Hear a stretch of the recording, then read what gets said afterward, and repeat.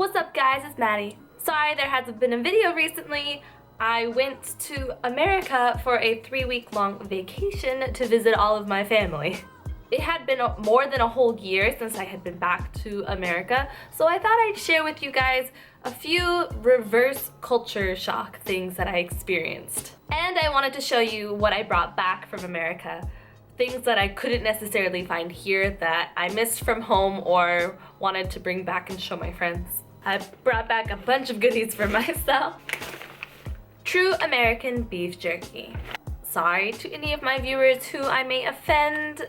I am not vegan, nor have I ever been vegan. I like to think I don't indulge in meat every day, but I love me some beef jerky.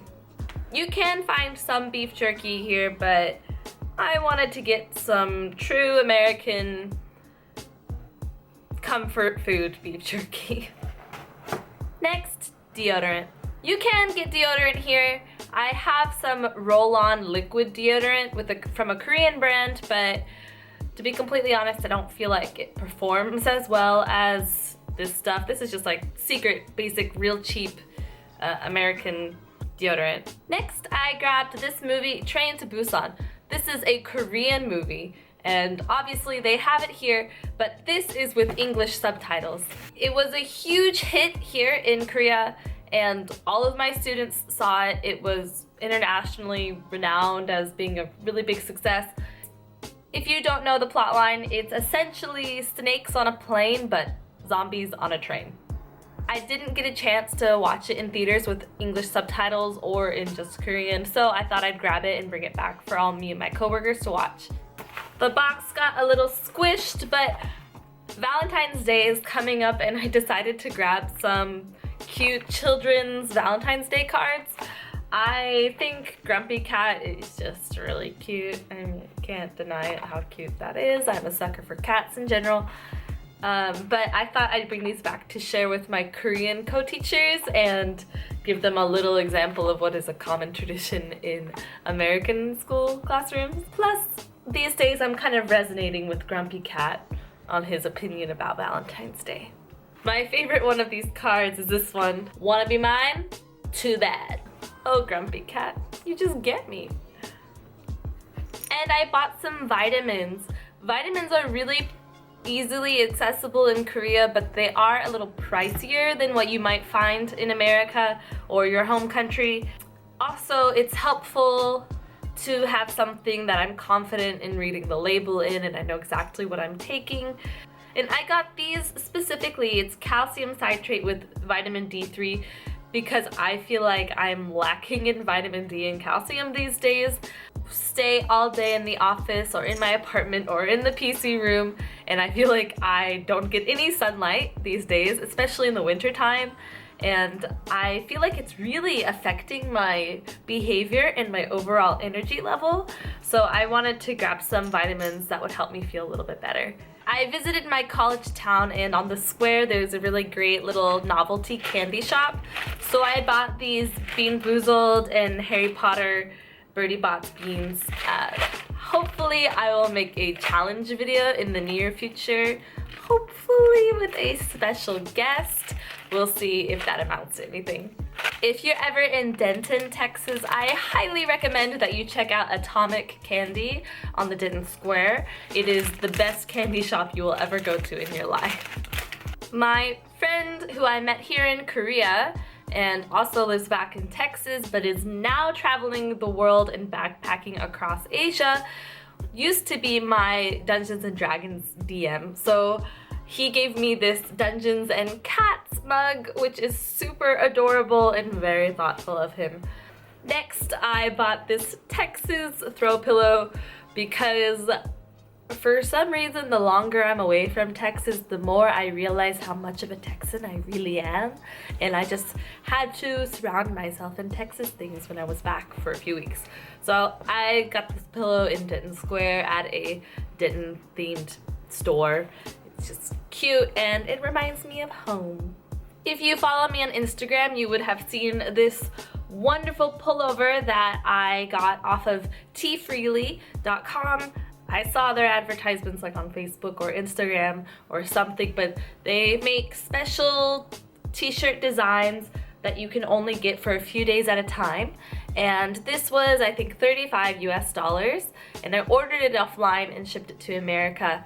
I think you can ship these anywhere in the world, but I knew I was gonna be home, so I grabbed this while I was there, and I absolutely love it. I am in love with Studio Ghibli, and I have almost all of the movies, and I have even one of my shelves over there is completely covered in Studio Ghibli novelty items and things.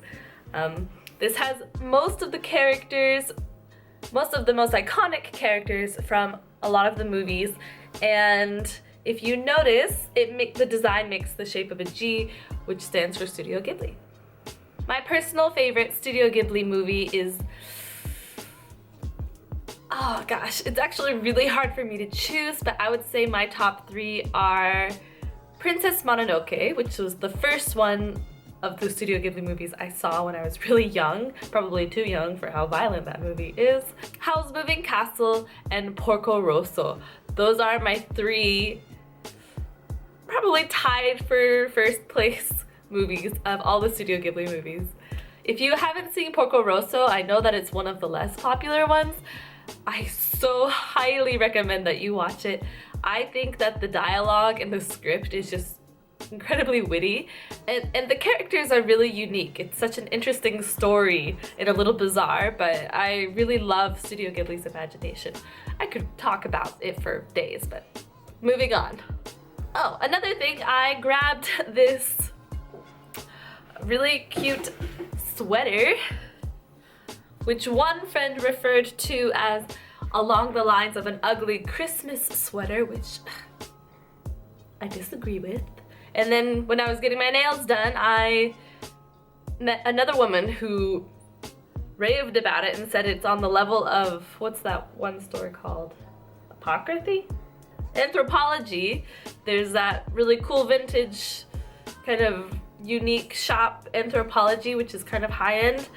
She said you might find this there, but I bought this for $3 at a resale shop. As for the reverse culture shock, it didn't take me long at all to feel like I was comfortable at home again, but there were a few things within the first few days when I was like, whoa, this is so different. The most drastic thing I really recognized was I went grocery shopping with my mom on one of the first days I was back, and we went to a Sprouts.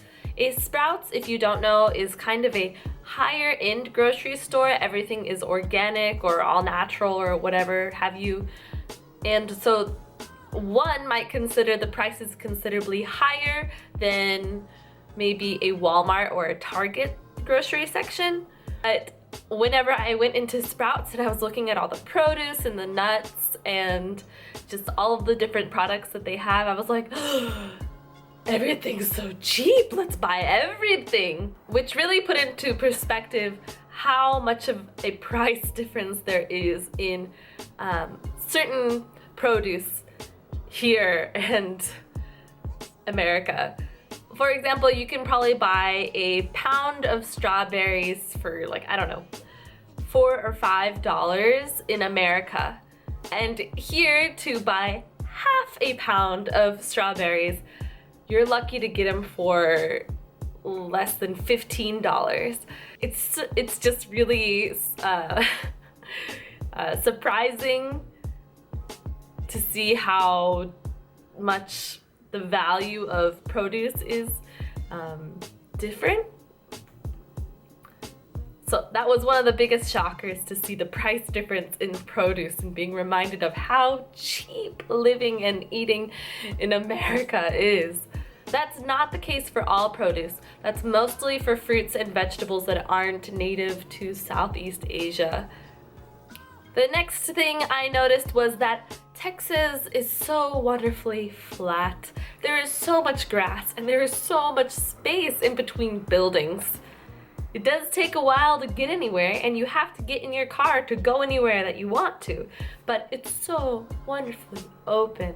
If you haven't already figured it out, I'm not a city girl, and I've been living in the city for the last year, and it was so wonderfully refreshing to get back into the open suburbs of Dallas, Texas. One of the first things I wanted to do when I got back was just walk around my neighborhood. So my parents were gone for work for the day, and I just walked around all of these suburb houses on these long winding streets with nothing up above me except for the sky. Is my Texan showing? And the last thing I guess I will mention is pretty much the friendliness, outgoingness, talking to strangers-ness that Americans can so comfortably do. It's really easy to just make small talk with strangers. I'm sure you've heard this before. Plenty of people mention that that's kind of something that's not done in Korea. You don't talk to strangers. Well, for one thing, I can't really communicate with most of them. My Korean is not good enough to just casually have a conversation with anybody I walk up to. So it was kind of nice to just be able to chat and make small talk with people I was standing in line with, or at a restaurant chatting with the waiter and things. So it was really small stuff like that that made me feel a little nostalgic, and it wasn't like culture shock, of course, but it was very refreshing, I would say. So I guess this isn't really reverse culture shock. It was like a refreshment of home. But that's good enough for now. I think I've ranted on enough about how much I love Texas. One more thing I brought back to Korea with me that I didn't mention is a cold. Don't forget to follow me on Snapchat and Instagram, and hit the like button or subscribe, whatever that YouTube stuff is and stuff. I will catch you guys next time. Thanks for watching. Mwah!